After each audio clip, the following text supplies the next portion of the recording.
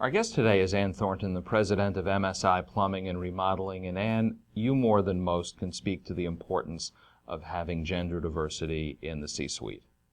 I think so, just because the way I've built my company, and I'm in a non-traditional world of business with plumbing and remodeling.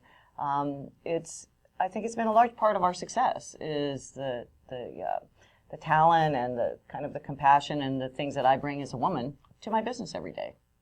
What is the best way to encourage women to strive for the C-suite? That's a good question. Well, personally, I really like to be in control of things. So I think that if you recognize that in yourself as a young woman, that you like control and that you know how to plan, those are the basic things that a person, whether you're really a woman or a man, need to be a successful leader. Because you have to be able to not only think about what something could be, you have to be able to step back and say, all right, how do I build? What do I need to do to get to that point?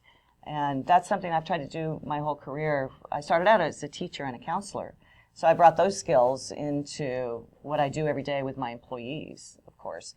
But I think that the wanting to really be in control and manage something to the end. That's how I feel about my business every day, is that I get to look at all parts of it and figure out how we're going to get there, and then assemble the team that's going to help us get there. And that's what a leader does every day. In 2016, I think we've come a very long way, but still there is a significant distance to travel. Why do you think that still is? Yes, I would agree wholeheartedly with you. And it's funny because even in my position as the president of my company, I sometimes feel that I might be inadequate in another business environment.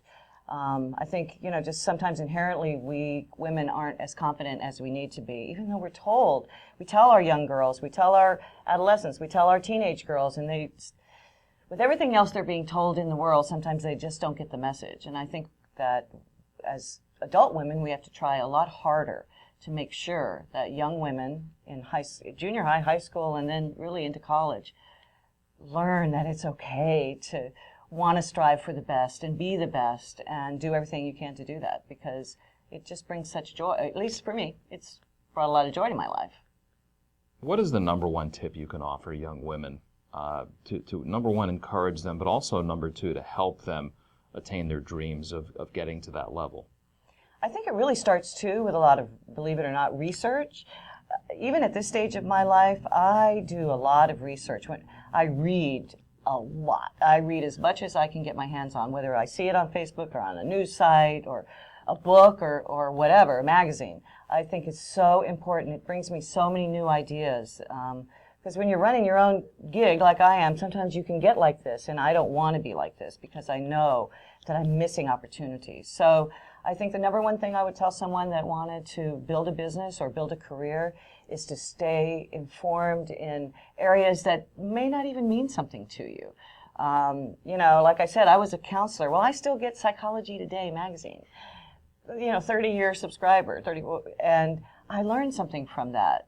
My son is an archaeologist. I sent him that magazine because I don't want him to be just focused on his world. So that would be the tip, would be to gain as much information so that you are ready and open for opportunities when they come your way. Ann Thornton, president of MSI Plumbing and Remodeling, thank you very much. And we'd also like to remind you all to join us at the Women's Business Leaders Forum on September 23rd at the Hanover Marriott in Morris County. You can register at njbia.org.